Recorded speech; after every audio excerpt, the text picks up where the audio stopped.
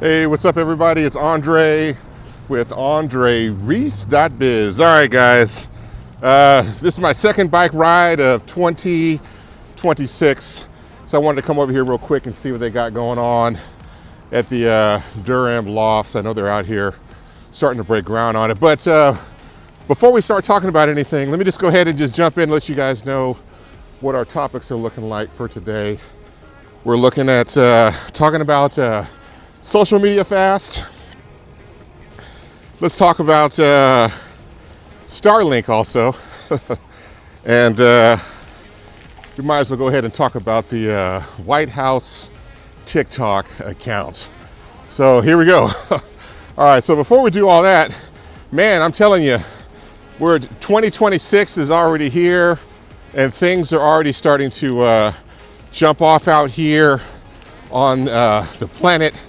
Man, it looks like recently, a couple days ago, actually a day ago or two ago, the situation happened down with Venezuela, where the president was taken and captured by the elite military forces of the United States.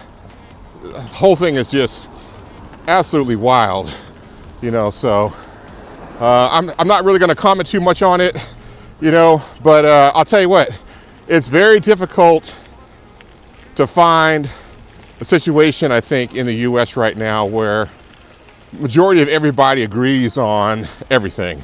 And so one thing I've noticed, there's a lot of folks that are directly affected that have fled Venezuela over the decade or so, and they are in the streets right now. They're celebrating. They're absolutely happy about the capture and the soon-to-be regime change. And I know there's a lot of folks here in the country. Seems like a lot of folks that are on the blue teams that are absolutely unhappy. So my only thought and my only observation is, I don't know if there's anything ever in these states that are united that folks will ever agree on. So we'll just kind of just leave it at that, you know. And then the other thing too that seems to be brand new news is looks like Tim Walz, excuse me, he stepped down, or that might be the wrong word for it, but at this point he agreed that he will no longer be seeking re-election with the gubernatorial election that's coming up for Minnesota. So he's tapped out and he stepped down. He gave a speech the other day. I happened to check it out. I think somebody had leaked it on Saturday and Sunday, saying that come Monday that he would be stepping down from pursuing re-election. And so a lot of this stuff is coming out of you know, the things that are happening within Minnesota, you know. So I don't know where he's going to go from here. I don't know if his political career is over at this point. Only time will tell. But I don't think at this point, you know, it's going to be very difficult to determine where he may take his political career to from this point. So, like I said, there's a lot of stuff that's happening right now in the US. And if you are on social media, you're watching the news, you'll see varying renditions of the story. It's up to you to kind of watch these things and kind of figure out what do they have in common, what don't they have in common, and then try to piece together what the truth might be. And just be aware that you may be wrong in your interpretation. All good. Just learn from it, and hopefully you can figure out how to better read the tea leaves next time. So that's kind of a really good segue into the first topic. So a lot of people for 2026, they make a series of New Year resolutions.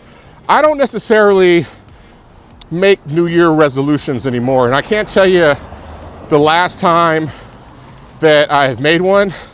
So what I personally do, and like I say, when you make rules a lot of times, like for example, let's say you're involved in some sketchy stuff, you make a rule that says, I'm not gonna do this, I'm not gonna do that.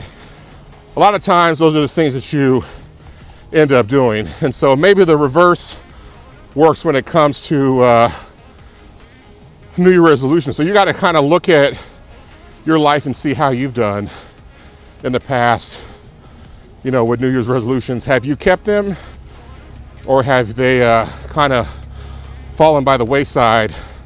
And then nothing wrong with that, just figure out a better way to do it. So what I do, there's essentially 2 evaluation and planning tools that I use. So I use the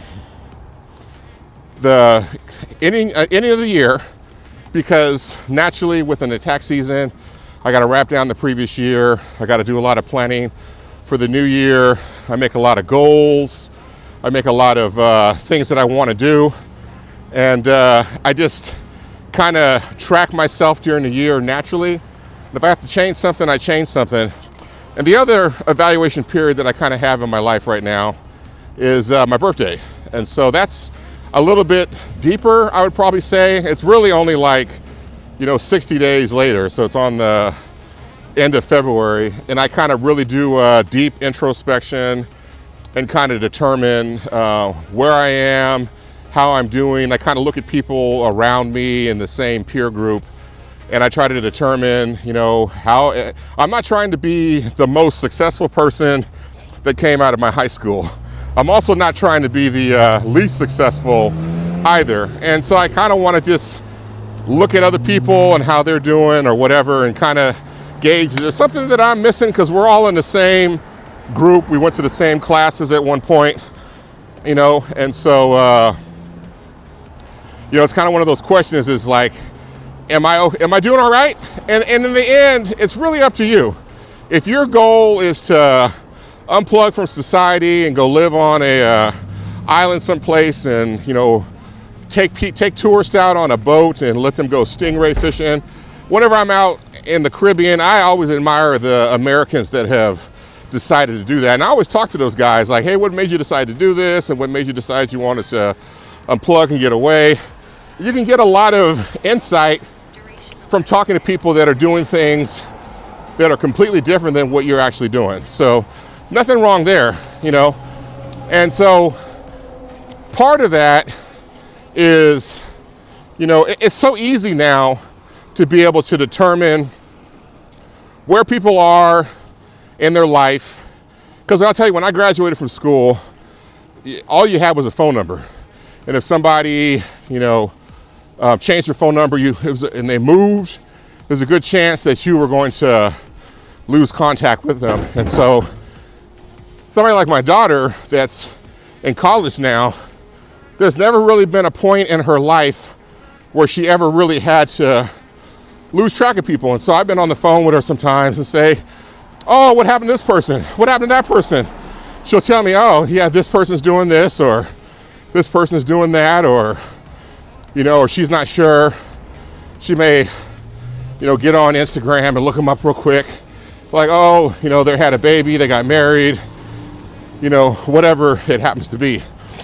So, and this all really comes from utilizing the aspect of social media. So, and I'll tell you, the other day, last week when we were in church service for the first time in this year, one of the things that they flashed up on the board was they're offering a 21-day social media unplug challenge. And so a lot of folks are going to find it to be very difficult and very hard to do. So there was part of a support community where everybody can kind of ride this out together. So they had a QR code that you can take a picture of and decide to become a part of this community and this movement. So me on my side, I didn't do it. I'm not going to do it. But there was a time in my life back in, I actually went on a social media fast myself. So this was back in, this is probably 15 years ago, probably at least. So Facebook was pretty prevalent. I think Instagram was around, and I used to spend a lot of time on social media, and I kind of felt that it was taking control of my life, and there was like an excessive comparison going on and getting caught up in what people actually do and what they were doing, and kind of feeling bad about myself or whatever, and that people are a lot further along and all that. So I went on a social media fast. I actually shut down, and I think back then we didn't have all the stuff we have now. I went on and I cut off, it wasn't tied to New Year's or anything like that. I cut off Facebook, and I cut off Instagram. So, and what I did was I went and deactivated my account on both of them. And I probably was out of the loop for probably at least 3 months. It may have been longer than that, 3, 4, 5 months. I wasn't trying to do it for any type or guts or glory at the time. So it wasn't like I was trying to keep track of it. And so the time that I was on social media, off social media, I should say, I really did a lot of evaluation of why I was there and what the benefit of it was. And so ultimately what I ended up doing was I said, you know what? I'm going to stop posting on social media for personal reasons. So anything that's personal, I'm not gonna post it anymore. But what I'm going to do is, when I do post, it's going to be somehow tied to my business and business related. So that's what I did.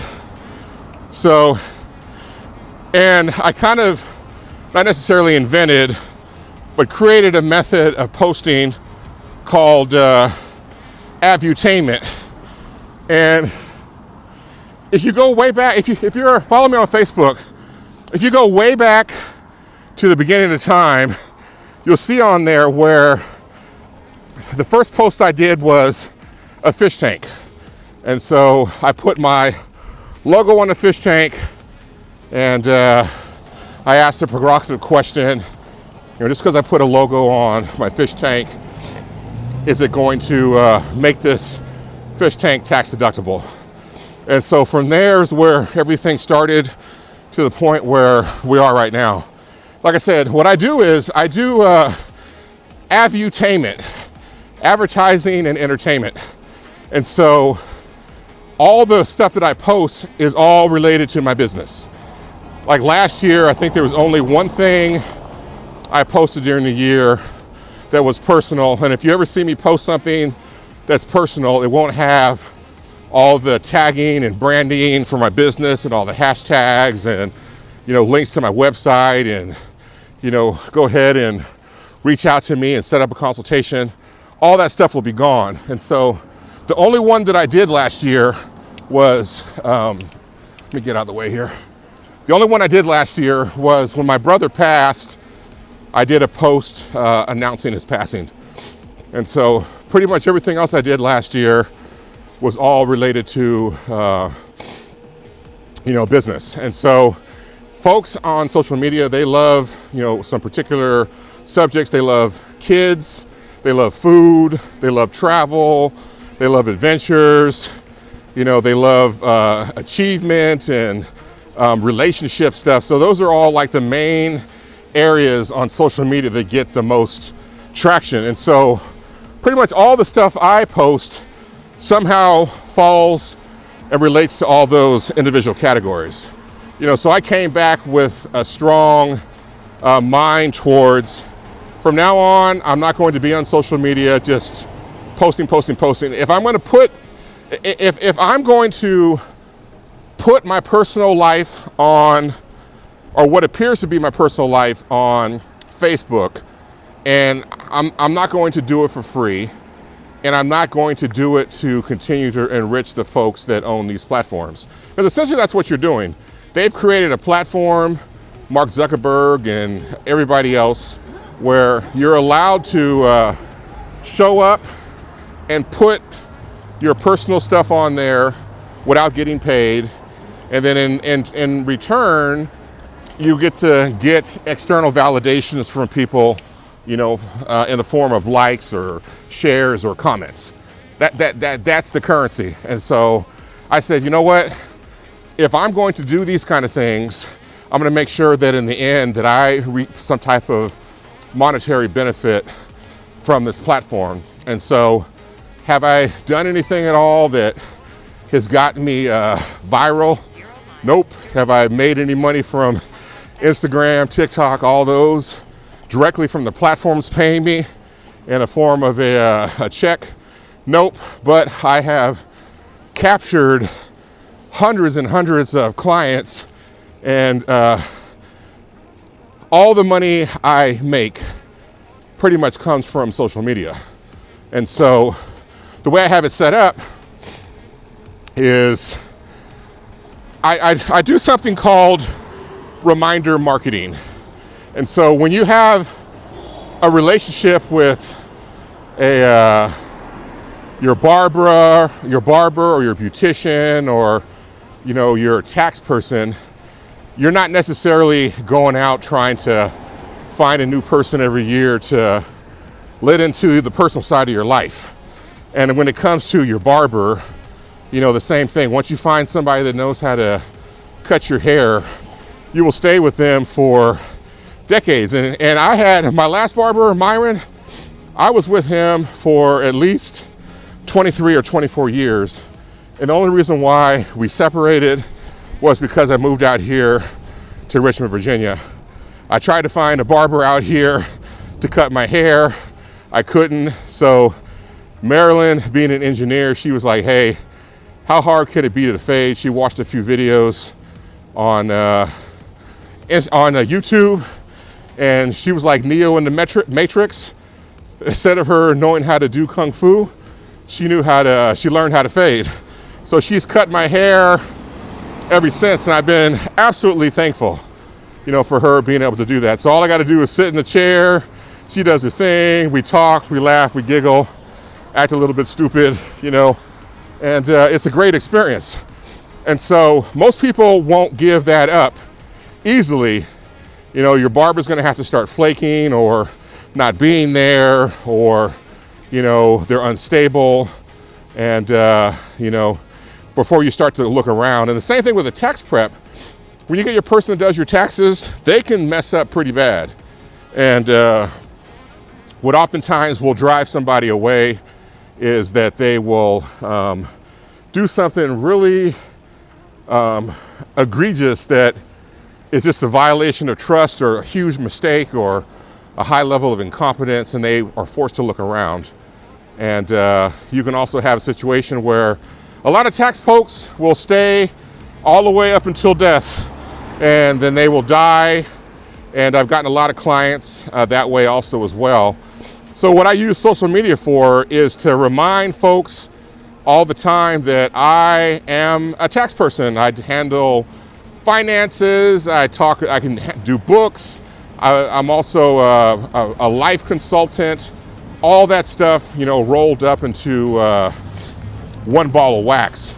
And so when you see my advertising, you see my marketing over and over time, I can't tell you, almost everybody that's reached out to me that I know from the past, even remotely, or maybe work for or work with, they have been following me on Instagram or Facebook or watching me on YouTube. And then something happens where they're like, oh shoot, I need a tax person. Who do I know? And then all of a sudden it's like, oh, I know Dre. Dre does taxes. And so they reach out to me. I have a conversation with them to see if I can help. And I'd say 8.5 to 9 times out of 10, I can usually help folks with whatever their needs are. And if they're super complicated or it's something outside the realm of what I do, I usually am able to give them a referral to somebody that might be able to help them, you know. And so people really appreciate that, you know. And so that's how I get my clients. And then other folks that are just unrelated to me that have come aboard, what they do, and I encourage you guys, go check out my website and take a look at other people out there in this universe that do taxes and accounting and that type of stuff. You're not going to find anybody that does the same type of marketing and advertising that I do, you know, and so when you go to my website, you get a feeling for who I am, what I'm about, what type of person I am. And what I typically do is I find that the clients that I want to attract do the things that we do as a couple, you know, and that's what they're drawn to. Or it's something that people at one point in their life, they want to do. And so by being around somebody that is in proximity to where they want to be, you know, that attracts a lot of clients as well. And so I can't tell you how many people that I'm unrelated to in any kind of way that find me. And I can usually tell. I start getting statistics on my website that says you're getting unusual activity on your webpage, or I can see, you know, folks going through and systematically watching my videos on YouTube. And I'm like, this person here is dragging me and checking me out. So all good. And then they may not call right away. They may call right away, but pretty much everybody that has decided to make the switch and come on board, they are like, you know what? I looked at all your stuff and it's really impressive. It's incredible. And I think you are somebody that has a personality that I can get along with and will take the time, energy, and effort to really understand me. And so I'm like, hey, the marketing that I've created and spent decades perfecting is doing exactly what it's supposed to do. And, you know, so that's what I'm saying. There's nothing wrong with having social media. And I have social media. It appears to be personal, but it's 100% business. And so I utilize the platforms that these tech billionaires have created in order to be able to, you know, attract clients. And then once they're in the door, I usually go out of my way and find them on social media. I follow them and they follow me back. And during the year, they're keeping an eye on what I'm doing. And I can't tell you how many people have called me on the phone and said, hey, what's up, Dre? You know, blah, blah, blah, blah, blah. I got a question about this, that, and the other. And they're like, oh man, oh, by the way, before they hang up, they're like, what you're doing out there, traveling and being all over the world and eating and all this other kind of stuff, I'm right there with you. And I'm like, oh man, I'm so touched that you have taken the time. And then they'll say, oh, I've watched your videos, I've looked at all your content. You know, I've had so many people say, you know, what you have done and what you're doing sends a message of encouragement to me. And I appreciate you for doing this. It's encouraged me to also look at doing things around where I am, traveling, go on cruises or whatever, and you know, start a business or whatever it might be, figure out how I can one day, you know, work remote. And so that's what it's all about. So it's just reminder marketing that ultimately gets people to the point where they're like, you know what? When it comes time for me to need these things, Dre is the first person that comes to mind. And so that's my journey when it comes to social media. And if you take a social media fast, I encourage everybody to do it. And during that time, evaluate yourself, evaluate your life, evaluate why you're actually doing it. And I think to take the position, and I run into people all the time, there's people that don't have social media at all, and they miss out on a lot of things that happen in life. And the one thing that social media allows you to do is at least be closer to the people that you can't be close with. And so if you have people like grandchildren or friends or family that you've known for years or decades, that allows you to at least keep up with them. And I can't tell you how many people that follow me, they don't interact in any kind of way with my social media. They don't like, they don't comment, which is great. But they pay attention, and at least when we do talk, they always want to know what's going on and what's happening. And so if you do decide to cut yourself off altogether, you will, honestly, you will miss out on a lot of things happening in life. And so everybody has the right to decide what they want to do and what's important to them. But I think everything needs to be done in moderation, you know. And so that's my my spiel and my talk on social media, and how, you know, there's nothing wrong with taking a fast, but when you're gone and you come back, you know, at least have a reason for existence. And there's so much stuff now, what's happening with politics and the world and, you know, wars. If you don't have the ability to shake that stuff off and not let it affect you, it will significantly affect you. It can draw you deep into depression. And so it's not for the weak. It's not for kids, you know, that's for sure. And if you have to walk away in order to come up with a better way to cope with it, I encourage you.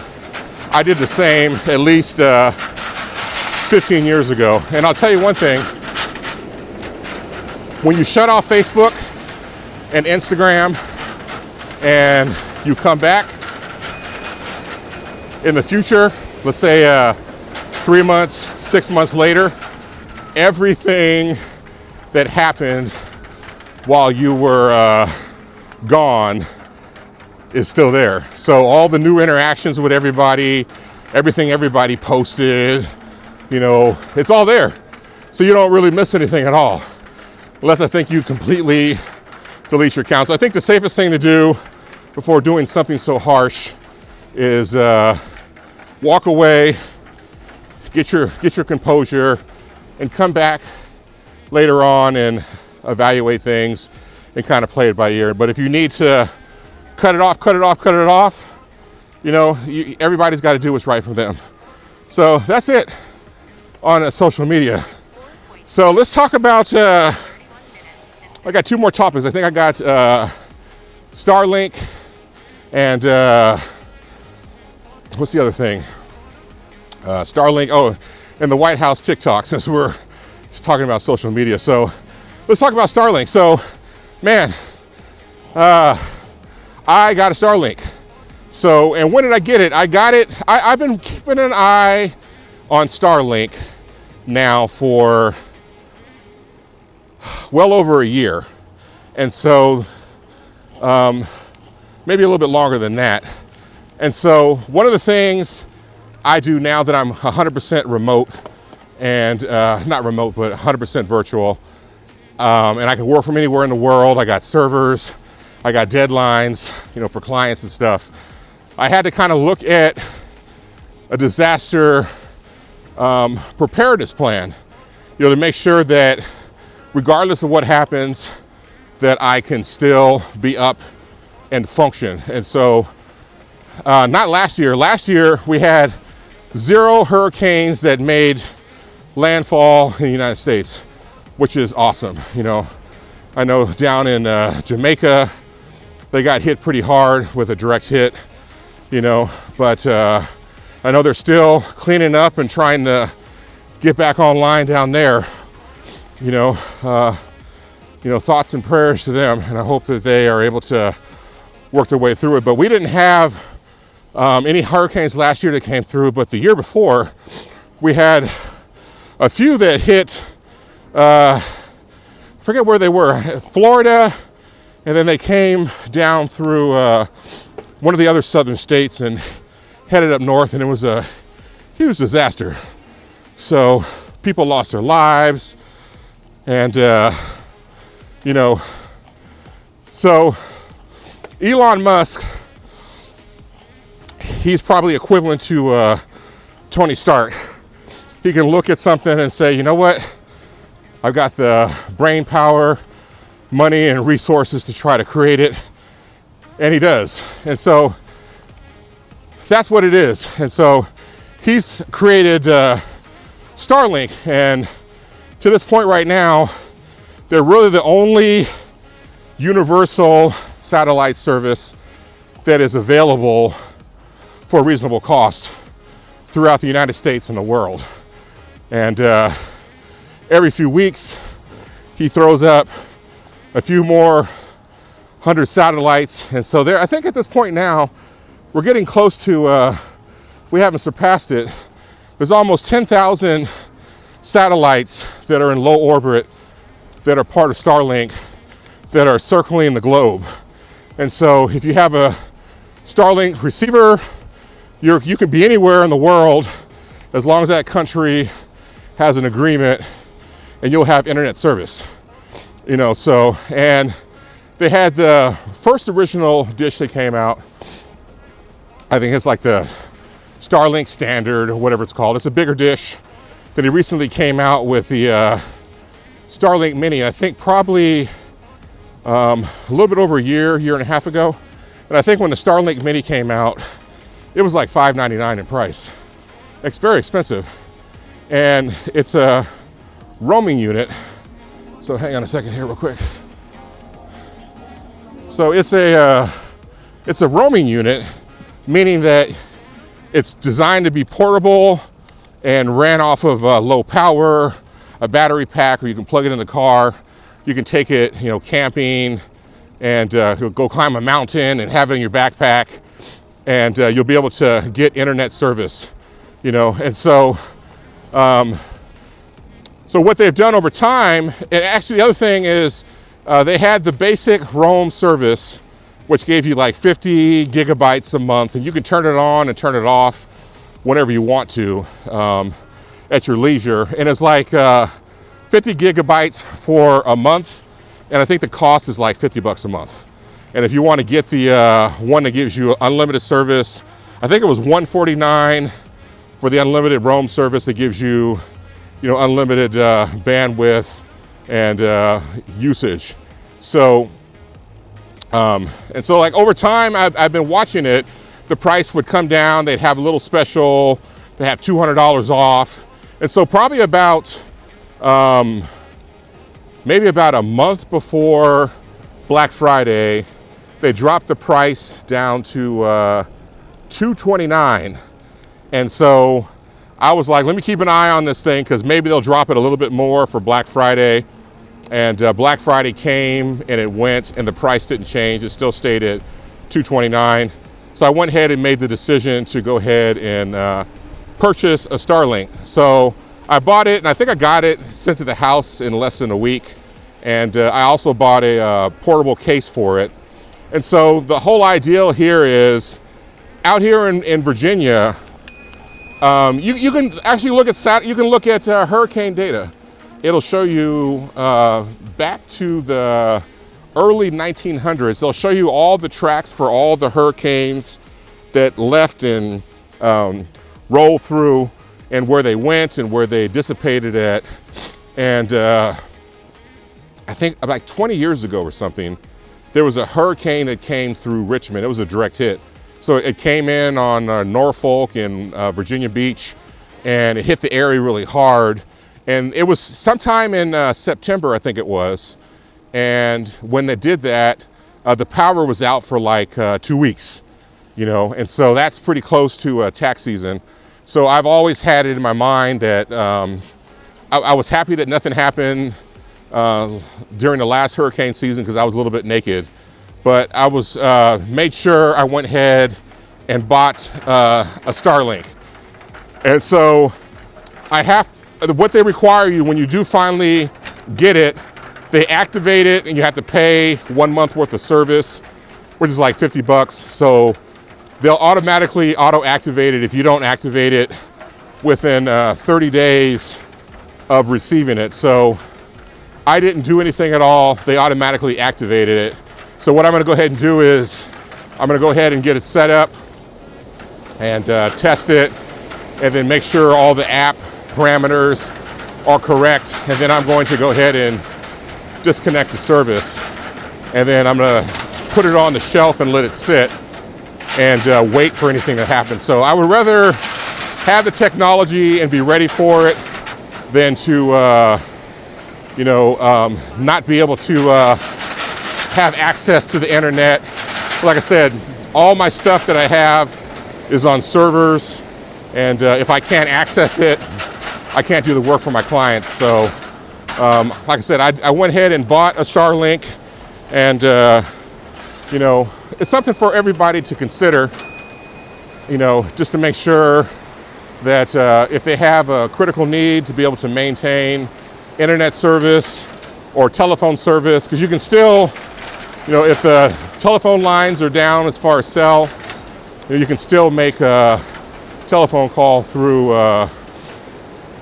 StarLink, so just by using the Wi-Fi service. So I'm only mentioning this because, like I said, it's one of those things I'm just trying to plan and be prepared for. And I also went ahead and got set up with a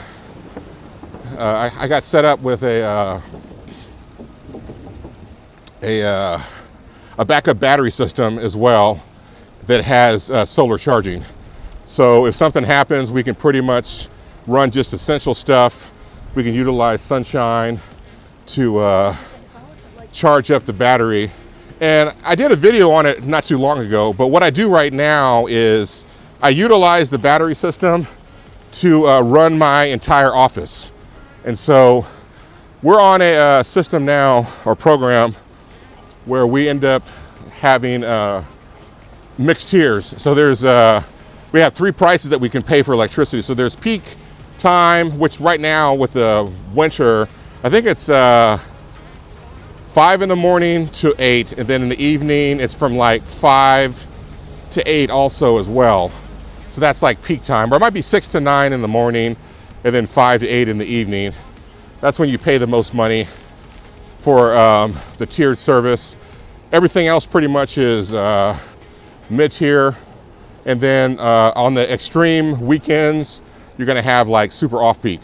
And then also at night from like, I think midnight to 5 or 6. I think it's 6 o'clock is gonna be the super off-peak. So what I do is, I have my battery on a program where it essentially shuts off during the day from house electricity.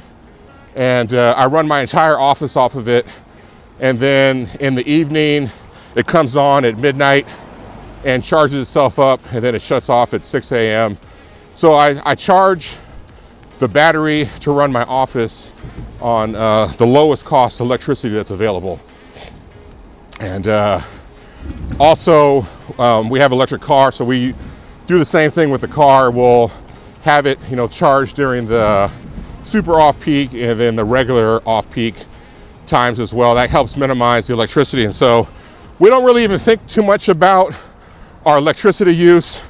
We have the heater going all the time. I think the house is set at 73, so it'll maintain that temperature all the time in the winter right now. So the heater's always running. We got a heat pump, and our electricity bill is like $150 a month.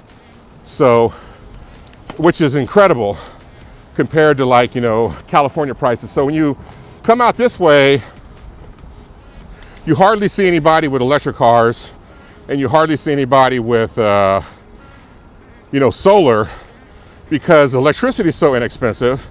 And then on top of that, gas is like $2.50 a gallon. So there's no incentive to participate in either one of those options, because, it's cost prohibitive to get the equipment and upgrade. How you doing?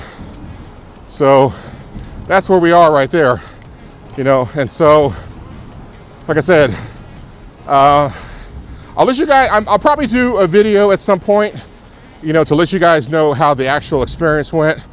But want to at least say, if you have some disaster issues that you're worried about or concerned about, at this point right now, the StarLink has come down so much in price significantly. And the one thing, when we went to Ghana, the internet service outside the house, the cell service was spotty as we were traveling through the country. And so it would have been nice on some of the long trips to have been able to work and have consistent internet. So if we do go to Ghana again, you know, I will definitely bring the StarLink with me for sure. So, all right, so that's it. So we talked about StarLink. We talked about internet fast or social media fast. So what's our last topic? All right, so it's the White House TikTok. Man, I don't even know what to even say.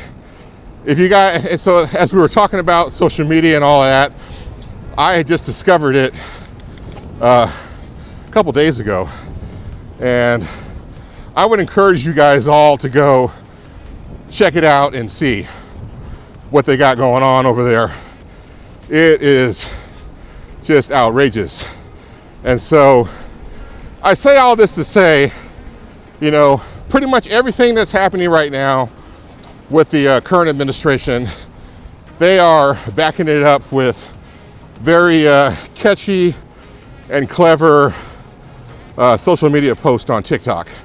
So, and you know, this is the thing, and I've talked about this before in the past, you know, in order to get folks to be on your side, there's part of a, here, hang on a second real quick, let me get through this. How you guys doing? Good. Cool. Yeah, so if you're going to get people onto your team, a lot of it comes down to messaging. And so what the current administration is doing with TikTok is definitely getting their message across. It is reinforcing the red team storyline, and it's doing it in a very unique and clever way. And you know, during the first administration, Trump won, you know, a lot of the election and got people to vote for him. A lot of it was all because of social media. And you know, there were so many different reports that came out afterwards and stories on Frontline and 60 Minutes that talked about that one guy that, you know, figured out how to use social media unlike anybody had at that particular point. And you know, and so since then, social media continues to evolve. And I'll tell you, when it comes to just TikTok itself, you know, I think if you're gonna have one social media or two, the ones that you really need to have is TikTok as well as YouTube. And so you're gonna have all the large organizations like CNN and ABC and local people, they'll all be on all those. But you're also going to have a lot of exposure to independent people, independent journalists, as well as just ordinary folks. And if you want to find out what's happening on the ground and what's going on in the country, you know, I tell people all the time, look at TikTok.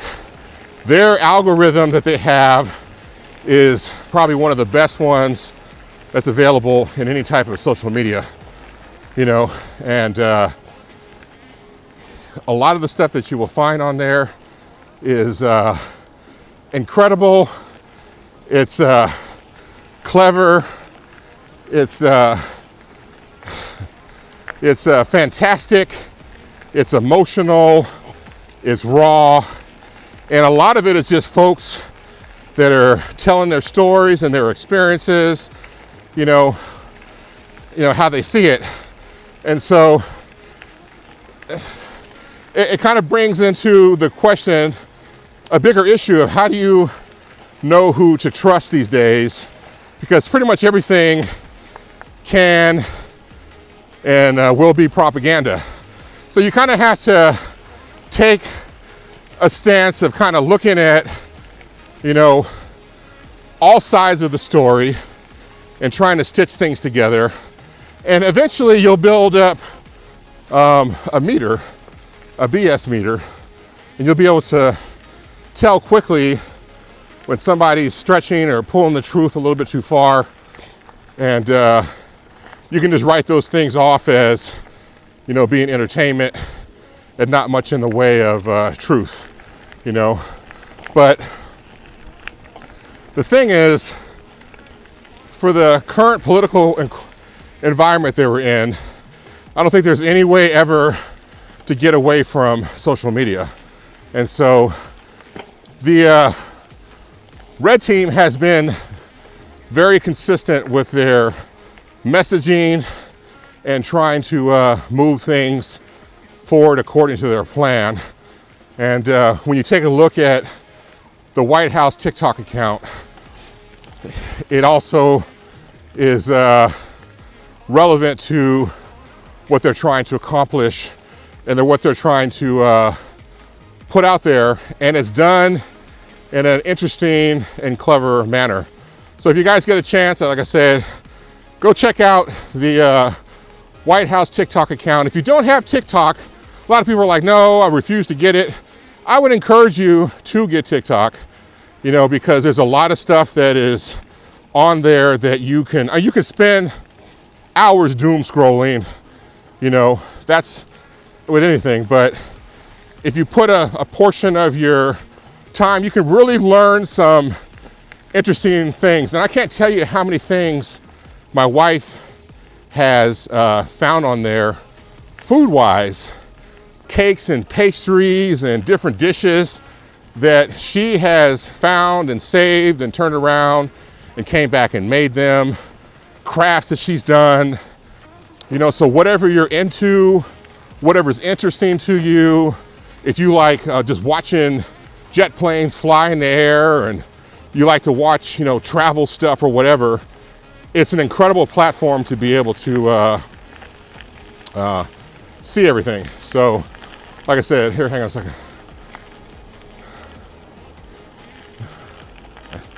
All right, just want to make sure I didn't hit that guy there. So like I said, you got a chance to check out the White House TikTok account, and I would encourage, and I've said this before, the blue team at this point has to figure out a way, and especially now with the Tim Walz, stepping down from the gubernatorial election for Minnesota, it's definitely a blow for the messaging that's coming from the blue side. So at this point now, I think on the 19th of this month, a few more days, Donald Trump would have been in the office for 1 year, and he's got 3 more years to go. So, and a lot of things that are happening are unexpected, and I continue to be surprised and blown away. But in the end, I stop and say, is what happened outside of what is possible based on what I already know?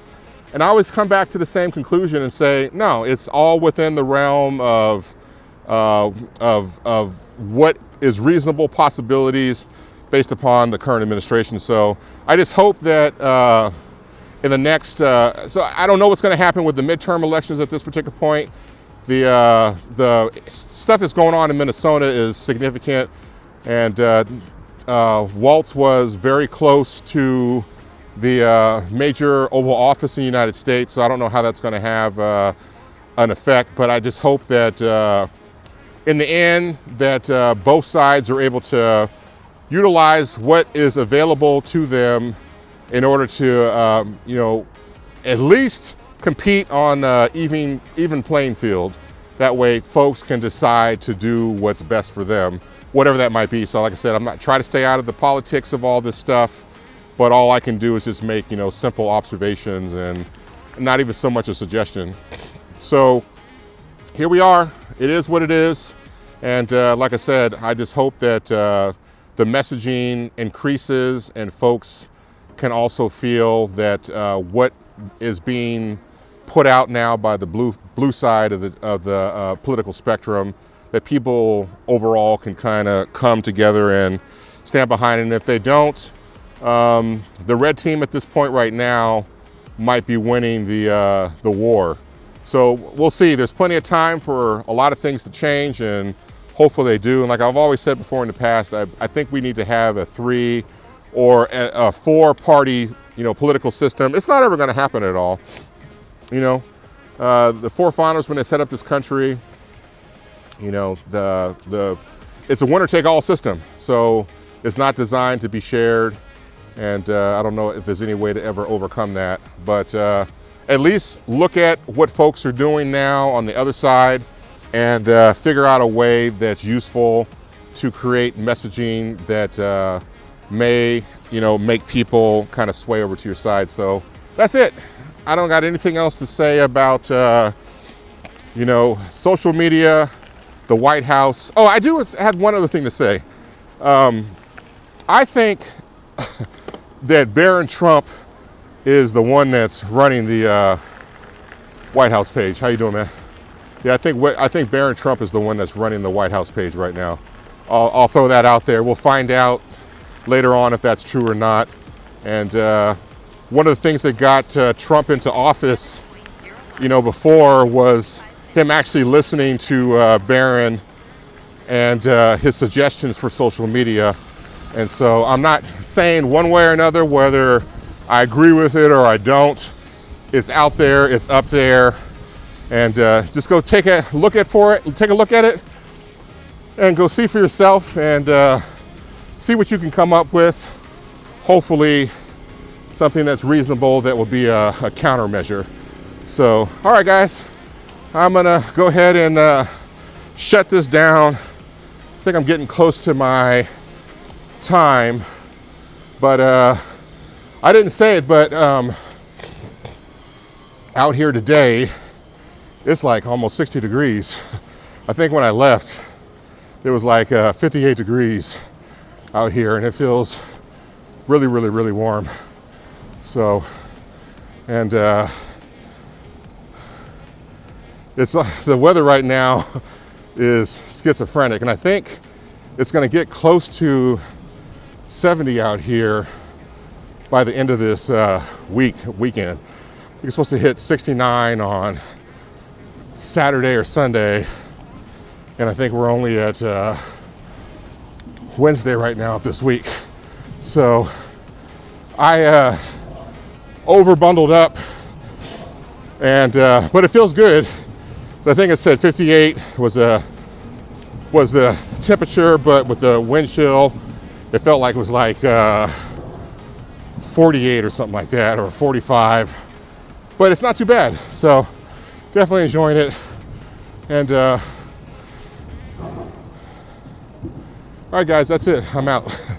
Got nothing else for you. I'll flip the camera around for you guys to take a look what we got going on out here.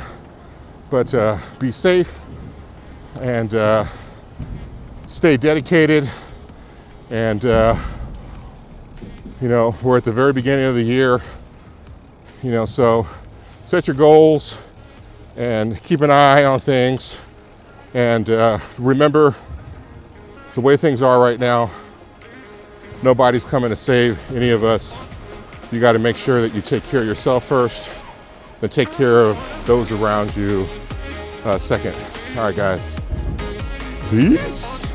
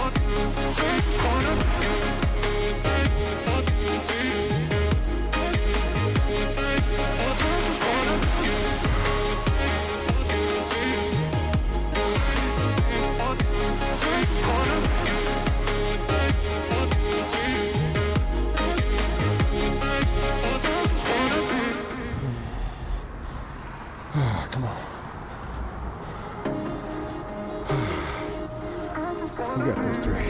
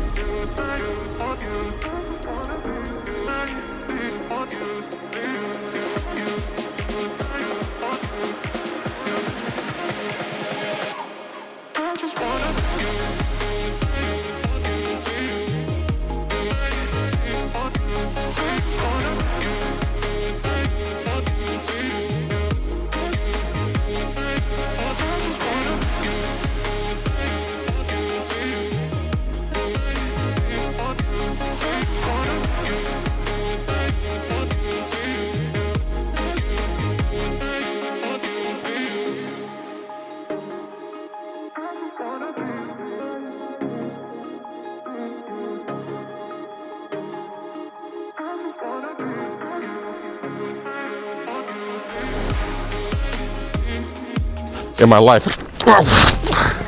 Shit. Okay. My brother fell. This is black ice. Okay. All right, I'm okay. All systems check. All right, I'm good. So let me just penguin it.